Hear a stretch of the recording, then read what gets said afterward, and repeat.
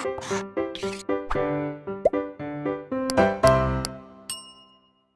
everyone, I'm Vidushi and you're watching the YouTube channel of Blueprint Digital. This is the English lecture series for class 9th and today we'll be resuming the first poem from a Beehive book which is titled The Road Not Taken. It is written by the famous American poet Robert Frost. Although, before we begin, I would like you to do two things. First, like, share and subscribe our channel and second, अपनी notebook और book अपने साथ लेके बैठे. Yes, keep your books and notebooks open and with yourself so that you can note down the explanation that we understand in this video और आप साथ साथ जो है अपने लैंग्वेज में स्क्रिबल करते रहें, अपने नोट्स बनाते रहें. ट्रस्ट मी, आगे जाके जब आप रिवाइज करेंगे so those notes will be proving really handy and आपका काफ़ी टाइम भी सेव होगा. ओके, सो आई होप अब आप नोटबुक लेके आ गए होंगे. अगर नहीं लेके आए हैं तो पॉज करके लेके आइए. फाइन.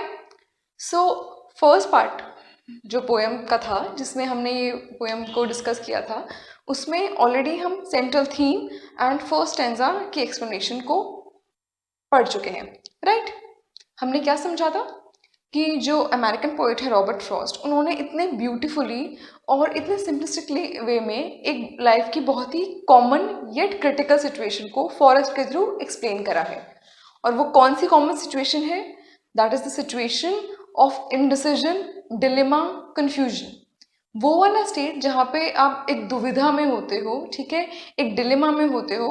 एक इनडिसीजन का मोड होता है कि आपको गिवन ऑप्शंस में से कौन सा वाला चीज़ चूज करनी है. राइट. तो वो जो एक स्टेट होता है जहाँ पे आप नहीं समझ पाते कि आगे किस चीज़ के साथ बढ़ना है और आप उस चीज़ को डिसाइड करने के लिए you evaluate your options, your examine your available options. Right. अपनी चॉइसेस को इवेलुएट करके, ठीक है, उनको अच्छे से समझ के आप आगे बढ़ते हो. और ये जो पूरा प्रोसेस है, the entire process of decision making in which you have to choose one of the option takes time. Right. So इसी सिचुएशन को रॉबर्ट फ्रॉस्ट ने फॉरेस्ट के थ्रू डिपिक्ट किया है. फाइन. फर्स्ट स्टैंजा में हमने ये भी समझा कि येलो वुड, इस फेज के थ्रू पोएट ने ये समझाया है कि वो इस टाइम पे ऑटम सीजन है और वो फॉरेस्ट में है. तो फॉरेस्ट में ऑटम सीजन है बिकॉज जो चारों तरफ है येलो लीव्स हैं, पेड़ों पे भी येलो लीव्स हैं and yellow leaves are lying on the ground and field and everywhere on the grass, shrubs. Right. So yellow leaves के थ्रू, येलो वर्ड के थ्रू उन्होंने डिपिक्ट किया है कि वो इस टाइम पे ऑटम सीजन चल रहा है और वो एक फोक पॉइंट पे, ठीक है, एक डाइवर्जेंस पे खड़े हैं जहाँ पे एक रोड जो है वो दो डिफरेंट डायरेक्शन में जाके सेपरेट हो रही है. Right.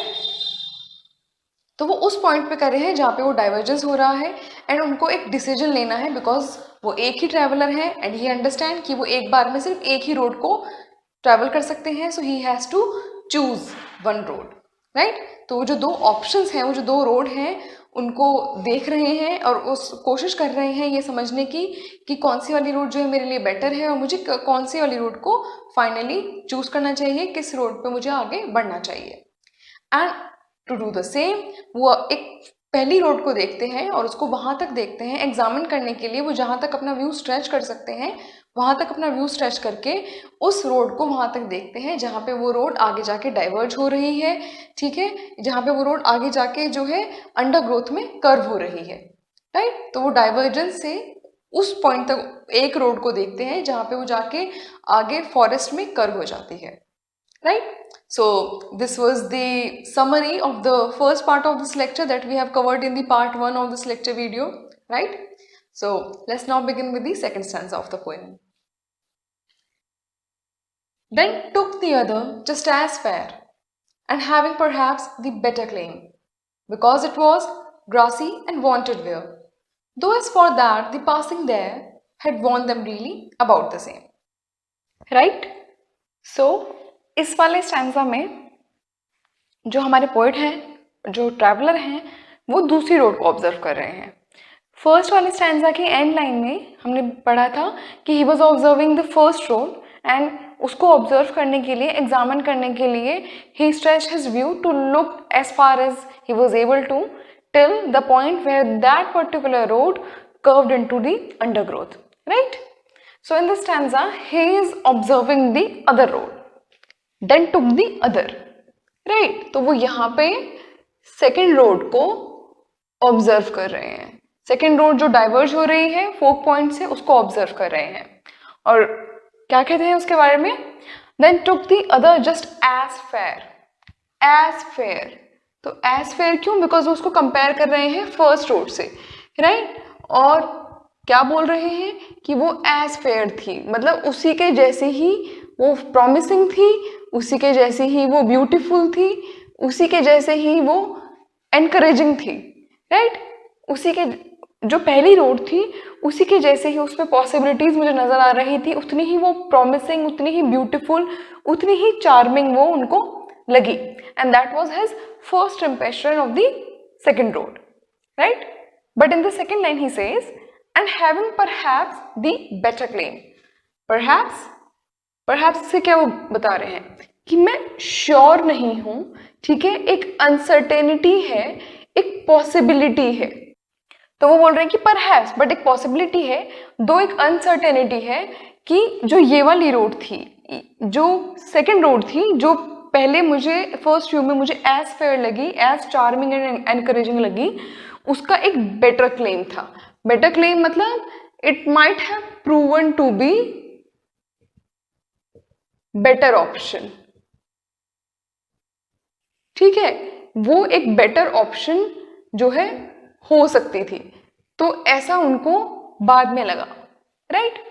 And then he says because, पहले लाइन में उन्होंने बोला कि वो मुझे उसके जैसी लगी, बट दूसरी लाइन में उन्होंने बोला कि but maybe it had a better claim, and third line में he is starting with because. Why? Because he is explaining his claim in the second line कि मुझे क्यों लगा कि वो एक बेटर अपॉर्चुनिटी, एक बेटर ऑप्शन हो सकती थी, because it was grassy.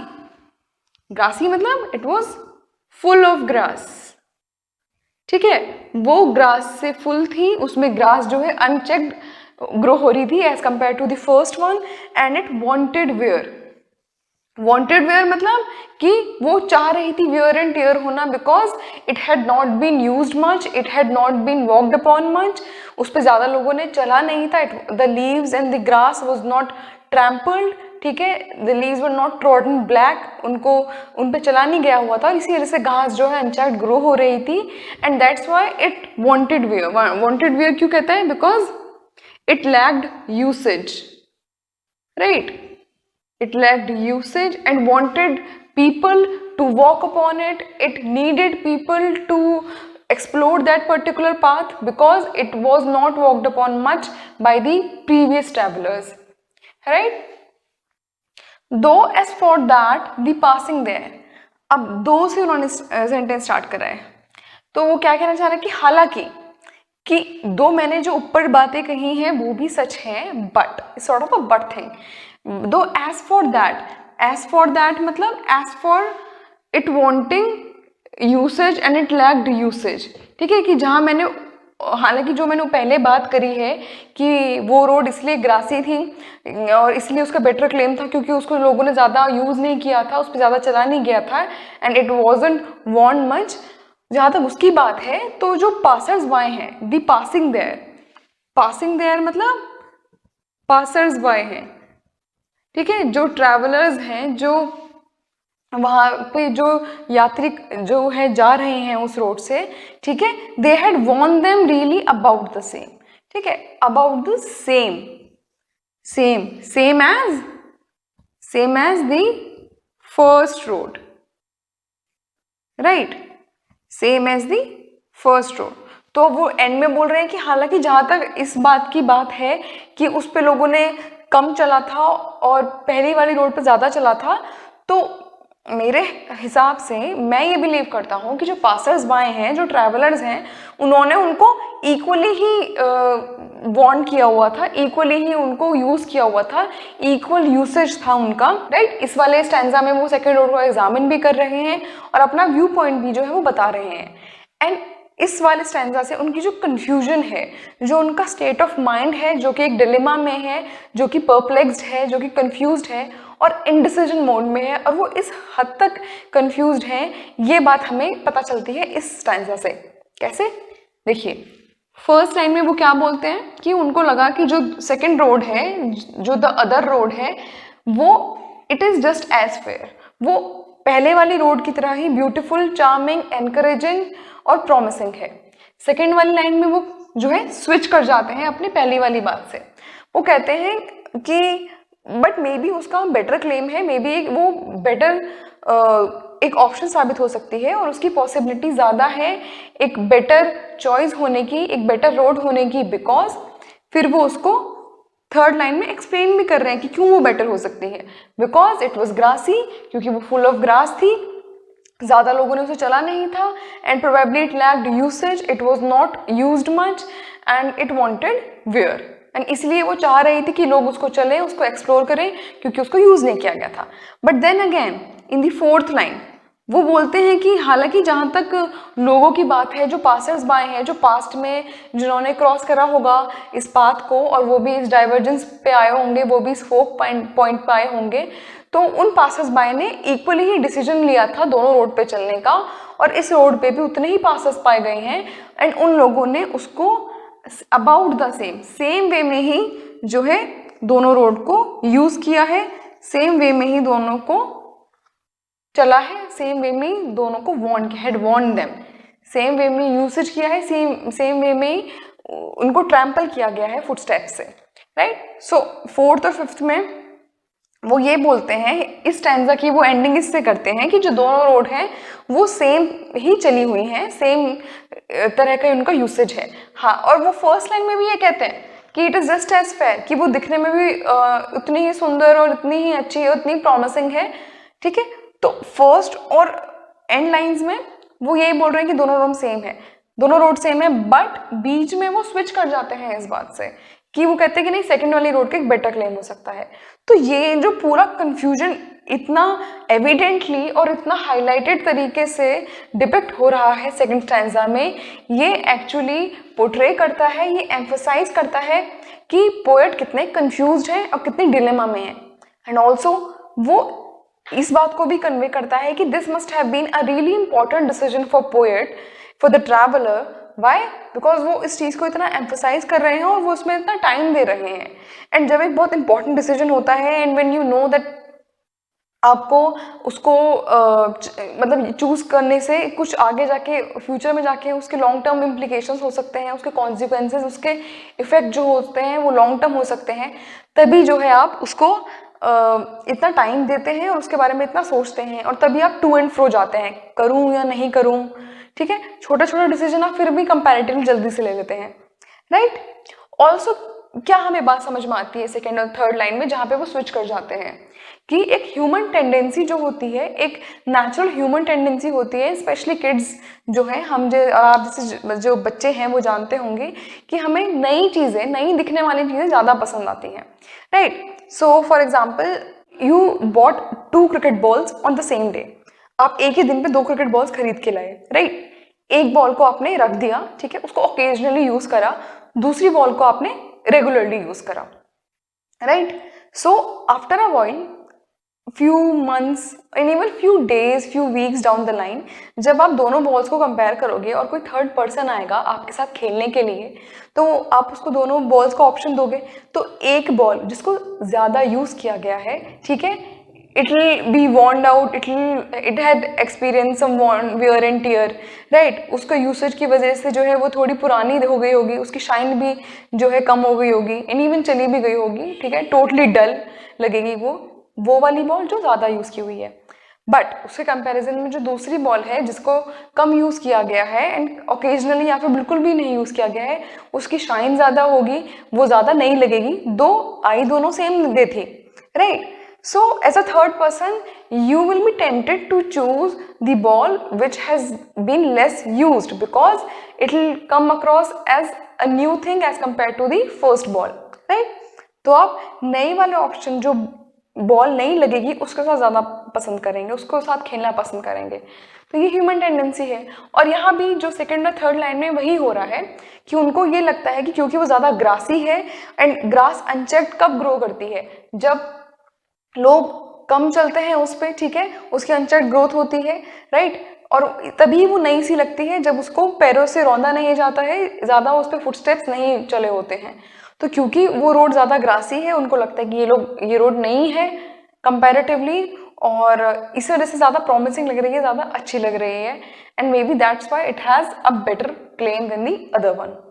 And the reason it wants wear because apparently and probably perhaps it lacks usage. Fine. So this was the second stanza. Now let's discuss the rhyme scheme.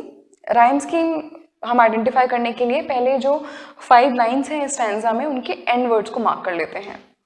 So we have fair, claim, where, there and same. Right, fair, claim, where, there, same.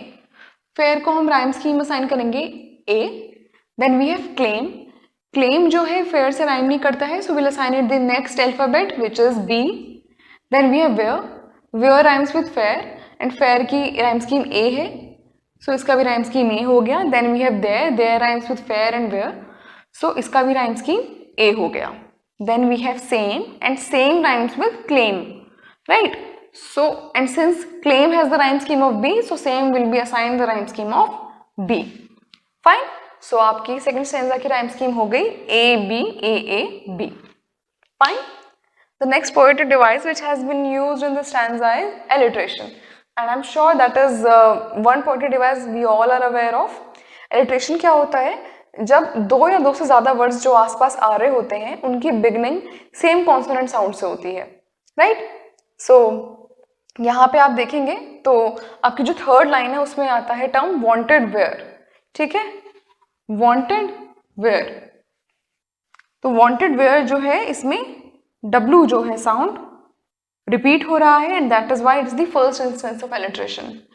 जो second usage of alliteration है इस stanza में वो है आपकी fourth line में, दो that there, ठीक है. दो दैट देयर, तो यहाँ पे TH साउंड का जो है रिपीटेशन हुआ है और इसलिए ये आपकी सेकेंड एलिट्रेशन है. Fine. So this was the second stanza. या उसकी एक्सप्लेनेशन थी. आपको बोर्ड से कुछ नोट करना है तो आप नोट कर लीजिए. Step aside. You can also take a screenshot. आप वीडियो को पॉज करके स्क्रीनशॉट ले सकते हैं. Okay. Let's now discuss the questions based on the second stanza. So जो मेजर क्वेश्चंस हैं जो पूछे जा सकते हैं आपसे स्टैंजा में, they will be about the prominent phrases which has been used in the stanza, right. So आपका क्वेश्चन होगा explain the following phrases. First phrase, it was grassy and wanted where.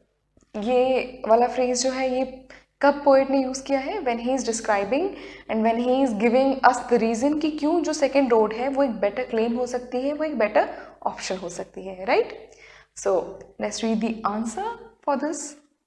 This phrase has been used to describe the second road, right? We know this, which was full of grass, it was grassy and lacked usage.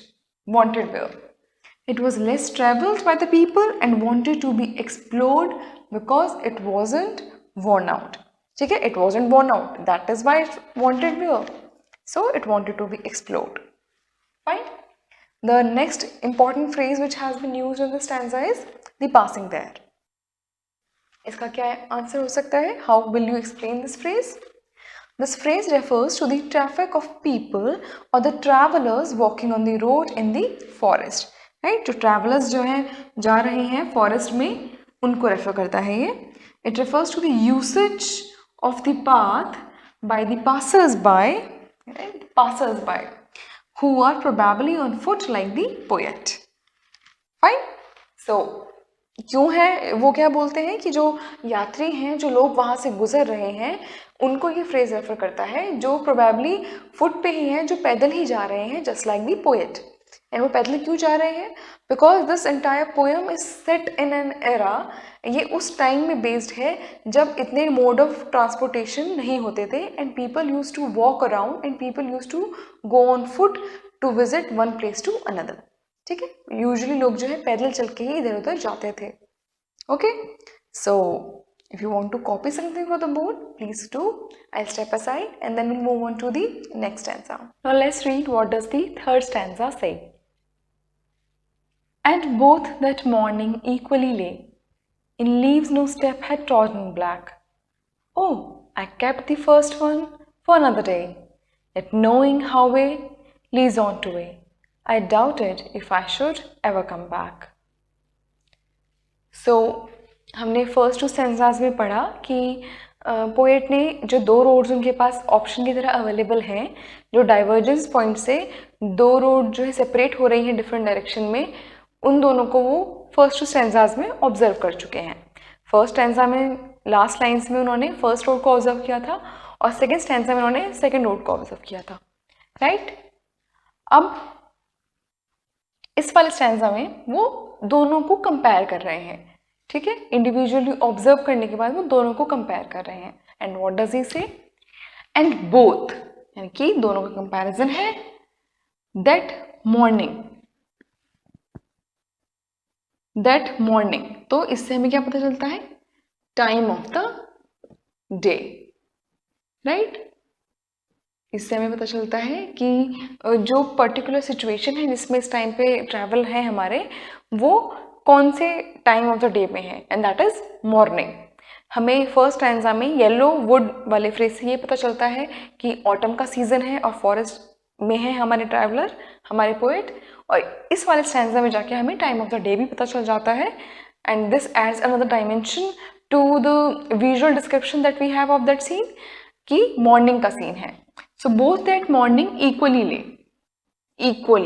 ठीक है, तो अब वापस से third stanza में क्या बोलते हैं रॉबर्ट फ्रॉस्ट कि उस मॉर्निंग में तो वो दोनों रोड जो हैं एक जैसी ही दिख रही थी, एक जैसी ही फैली हुई थी.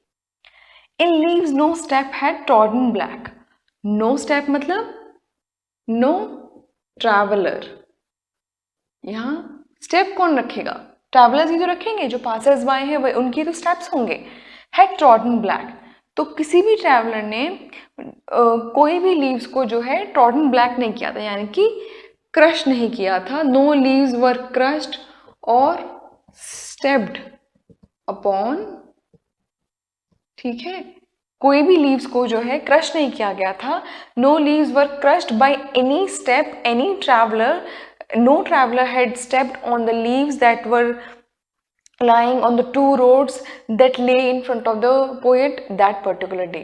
ठीक है, कोई भी लीव्स को पे के ऊपर ट्रैवलर कोई भी नहीं चला था, इस वजह से वो लीव्स जो है बहुत ही अच्छे से ली हुई थी and they were not crushed. Usually trodden black क्यों? क्योंकि जो लीव्स होती हैं once they fall from the trees, right, पेड़ों से गिरने के बाद वो वीक ड्राई पहले ही हो जाती हैं, और जब उनके ऊपर कोई चल जाता है या फिर वेट आ जाता है, ठीक है, when they are being crushed and once they are stepped upon, once they are walked upon, जब उनके ऊपर कोई चल के चला जाता है तो उनका कलर जो है वो ब्लैक में टर्न हो जाता है. राइट, वो बिल्कुल ड्राई हो जाती हैं और दे टर्न ब्लैक.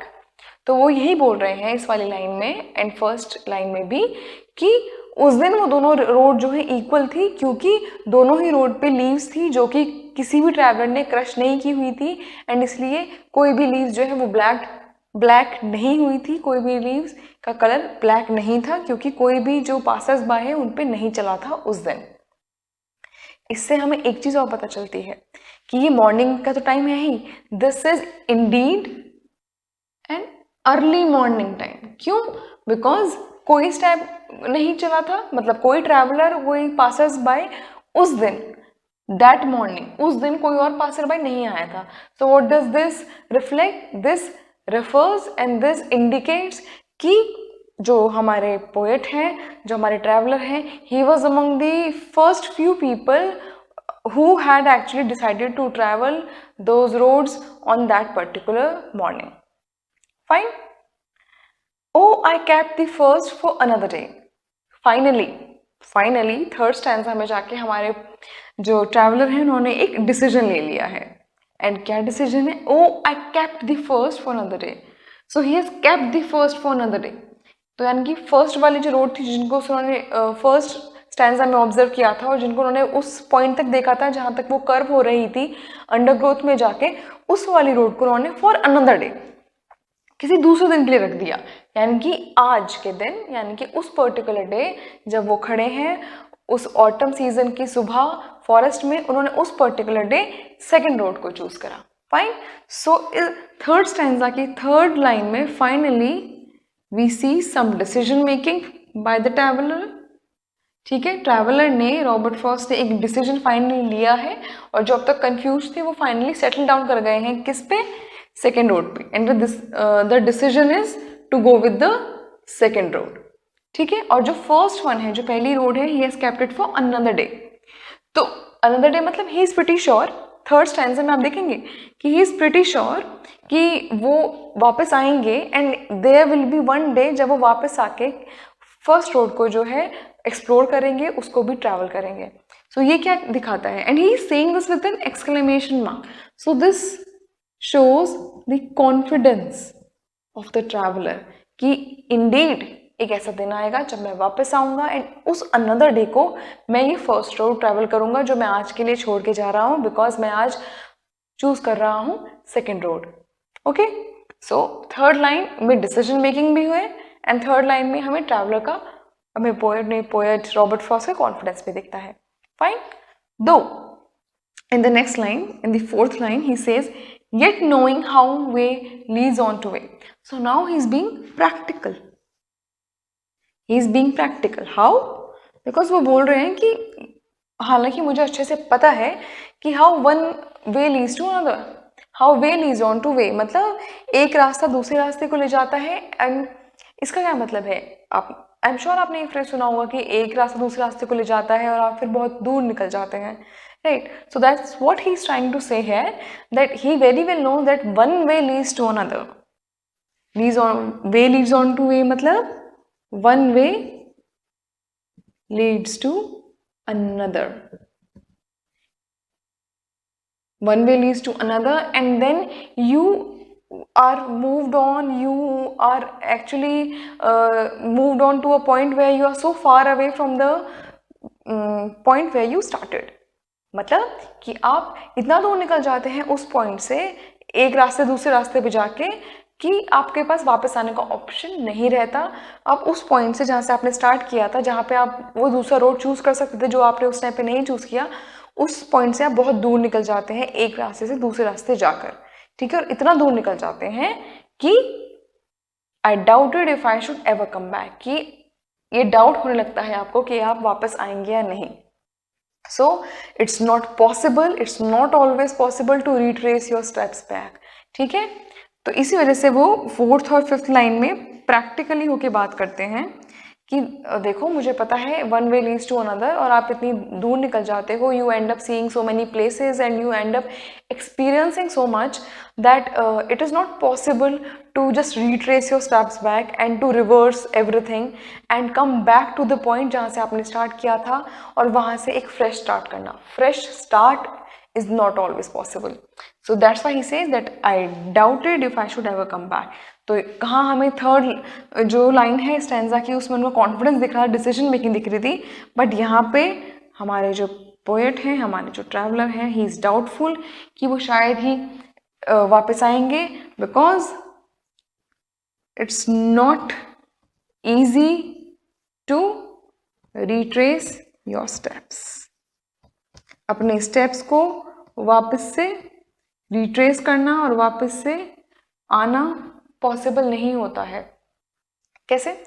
आप सोचिए, आपने डिसाइड किया that you will be an engineer. ठीक है, सो उसके लिए आप क्या करोगे? After 10th you will and up choosing PCM, right? आप साइंस लोगे with mathematics.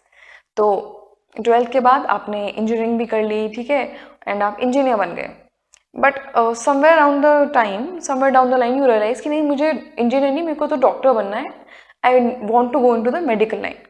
So do you think कि जब आप बीटेक कर रहे होगे या फिर वंस यू बिकम इंजीनियर, ठीक है, उस टाइम पे पॉसिबल होगा आपके लिए कि मैं 11th में जाके दोबारा साइंस लूँ और PCB लूँ, ना कि मैथ्स?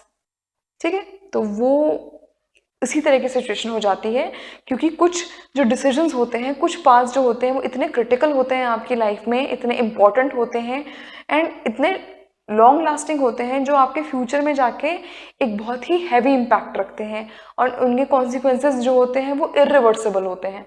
ठीक, तो आपने एक जो डिसीजन ले लिया उसको आपके साथ जीना पड़ता है, उसको आपके साथ जीना पड़ेगा और आपको उसके साथ जीना पड़ेगा, ठीक है। इसी वजह से जो एक क्रिटिकल डिसीजंस होते हैं, ऐसे डिसीजन को आप टाइम देते हो, ठीक है, आप अच्छे से सोचते हो, समझते हो अपने ऑप्शंस को, और फिर एक चॉइस जो है आप बनाते हो। फाइन। सो यहाँ पे वही जो बात हमारे पोएट हमें बताना चाह रहे हैं कि उनको भी नहीं लगता था कि वो वापस आ पाएंगे, क्योंकि एक रास्ते से हम दूसरे रास्ते चले जाते हैं, we go to many places, और हम इतनी दूर निकल जाते हैं कि वापस आना उस पॉइंट पे और दोबारा से स्टार्ट करना काफ़ी मुश्किल हो जाता है। एंड इसी वजह से उन्हें डाउट था कि वो कभी वापस आएंगे अपने स्टेप्स को रिट्रेस करके और फर्स्ट वाली रोड को एक्सप्लोर कर पाएंगे। Though he really wanted to do that, ये हमें यहाँ से तो पता चलता ही है थर्ड लाइन से कि मैंने फर्स्ट वाली जो है नजर देख के रखी। सो ही वॉज रियली क्यूरियस, वो बहुत इंक्विजिटिव थे कि फर्स्ट वाली रोड उन्हें कहाँ लेके जाएगी। He wanted to travel both the roads. और ये बात हमें फर्स्ट स्टैंजा में पता चलती है जब वो बोलते हैं कि मैं एक ही ट्रैवलर हूँ तो इसलिए मुझे डिसीजन लेना ही पड़ेगा। So it sorts of sets and sad undertone, कि थोड़ा उनको दुख सा हो रहा है कि यार मैं दोनों नहीं चूज कर सकता, इसलिए मुझे डिसीजन लेना पड़ रहा है। Though he really wanted to explore both the roads and explore both the options to understand how both the roads would have treated him in his life, ठीक है, और क्या डिफरेंस उनसे आता। Fine. So this was the third stanza. Now let's understand the rhyme scheme. For that हम mark करेंगे lines के end words. So we have lay, black, day, way, and back. So we'll assign the rhyme scheme A to the first word, which is lay. Next we have black, जो कि rhyme नहीं करता है lay से, hence we'll assign it with the next alphabet, which is B. Day rhymes with lay, जिसका rhyme scheme A है, तो हम इसको A assign करेंगे. And then we have way, which rhymes with day again, so इसका भी rhyme scheme A हो गया. Then we have back, which rhymes with black, and इसका इसलिए rhyme scheme B हो गया. Fine. So stanza का rhyme scheme है A B A A B, and I'm sure अब तक आप लोगों ने नोटिस कर लिया होगा कि जो पोएट हैं उन्होंने यही rhyme scheme जो है across all stanzas use करा है. Fine. So the rhyme scheme of this poem indeed is A B A A B. Okay. And also there has been usage of extended metaphor. कैसे?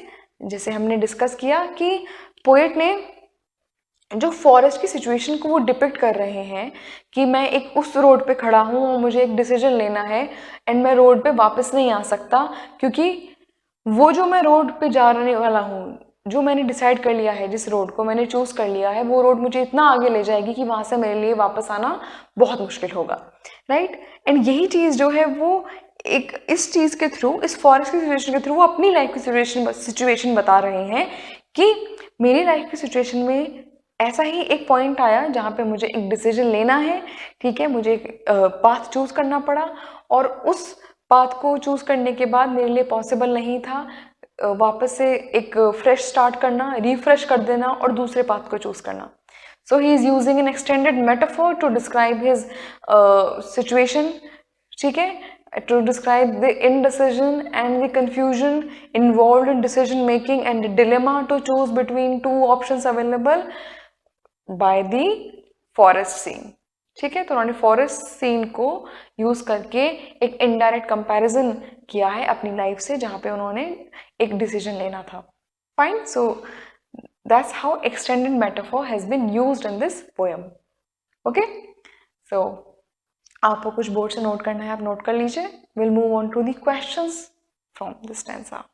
सो just like all the previous stanzas, the major questions which can be asked from third stanza will be based on the phrases which have been prominently used. ठीक है, तो question आपके होंगे कि explain the following phrases from this stanza. and first phrase क्या है? Leaves no step had trodden black. तो आप इस phrase से क्या समझते हैं? Explain it. So let's read the answer. The poet through this phrase conveys that both the roads looked same to him. तो वो क्या कन्वे कर रहे हैं कि दोनों रोड जो हैं वो सेम लग रही थी उन्हें, with equal opportunities, as leaves had not turned black by people walking on them and crushing them. So on that morning both the roads were equally promising. ठीक है, क्योंकि कोई भी पासर्स बाय ने उन लीव्स के ऊपर चला नहीं था. No one has walked upon them, no one has stepped them. तो इस वजह से जो लीव्स थी वो ब्लैक नहीं टर्न हुई थी, they weren't crushed. And that's why जो दोनों रोड हैं, जो दोनों पाथ ऑप्शन अवेलेबल थे पोएट के पास, ट्रैवलर के पास, वो लीव से भरे हुए थे. दोनों पाथ लीव से अच्छे से भरे हुए थे और उस मॉर्निंग में वो दोनों इक्वली प्रॉमिसिंग लग रहे थे. ओके, आप बोर्ड से नोट कर लीजिए. Will move on to the next phrase. Second important phrase from third stanza is how way leads on to way. Explain this phrase. The answer can be, this phrase is used to emphasize that though the poet wanted to retrace his steps back and return to explore the first road some other day, he soon realizes that it is not possible. Because one way leads to another until a person is far from where it started. ठीक है, इससे हमें ये समझ आता है कि although जो पोएट है वो चाहते थे अपने स्टेप्स को रिट्रेस करना है, to return back to explore the first road, वो ये समझ गए, उन्होंने ये रियलाइज़ किया और उन्होंने प्रैक्टिकली सोचा कि वो पॉसिबल नहीं है.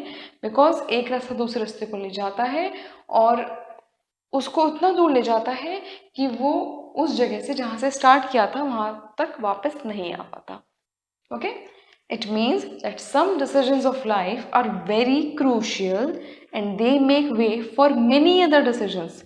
कि एक डिसीजन जो आप लेते हो जो लाइफ में इम्पॉर्टेंट होता है वो बाकी अदर डिसीजंस के लिए रास्ते बनाता है. उनकी वजह से बाकी बहुत सारे डिसीजंस लेते हो आप, which impact a future in such a way that returning back is not possible. और जो इस तरीके से हमारे फ्यूचर को इम्पैक्ट करते हैं कि उनसे वापस आना पॉसिबल नहीं होता. Okay, copy this and will move on to the next question. So the last question from this stanza could be, is there any difference between the two roads as the poet describes them in stanza 2 and 3? तो stanza 2 और 3 दोनों ही stanzas में poet ने दोनों roads के बारे में बात करी है, राइट? दोनों रोड्स को कंपेयर करा है. तो आपसे पूछा जा सकता है कि क्या आपको कोई डिफरेंस लगा उनके कंपैरिजन में स्टैंजा 2 के और स्टैंजा 3 के? So the answer can be, in the second stanza the poet describes both roads as fair, that is equally promising and beautiful, but he also adds that the other road was grassy and wanted wear, implying that it was full of grass and wasn't used much. Though in the last lines he says that both the roads had been equally traveled by the passers-by, right? तो second stanza में बीच में switch कर जाते हैं, but then he says that both the roads were equally travelled. In the third stanza he says that since it was morning both the roads were equally covered with leaves that day. Not many people had traveled on either of the roads as the leaves had not turned black due to crushing by steps. Fine? तो क्योंकि ज़्यादा लोग नहीं चले थे और कुछ ही लोग आए थे, क्योंकि मॉर्निंग का टाइम था उस दिन, जिस दिन पोएट वहाँ से गुजरे और वो उस डाइवर्जेंस पे आए, उस फोक पॉइंट पे आए जहाँ पे दो रोड जो है डिफरेंट डायरेक्शन में सेपरेट हो रही थी. क्योंकि उस टाइम पे मॉर्निंग थी तो ज़्यादा लोग उस दिन नहीं चले थे, बहुत ही कम लोग चले थे. इस वजह से जो लीव्स थी वो ब्लैक नहीं टर्न हुई थी किसी भी रोड पे. Okay, so with this particular question we conclude this part of our lecture video.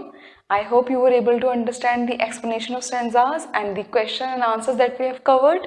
And if that was indeed the case, then please like our video and share it with your friends. Also, अपने views हम तक ना पहुँचाना भूले via the comment section. Also, like our channel, share it and subscribe to it. So guys, that was it from our side in this video. Take care of yourself and thank you.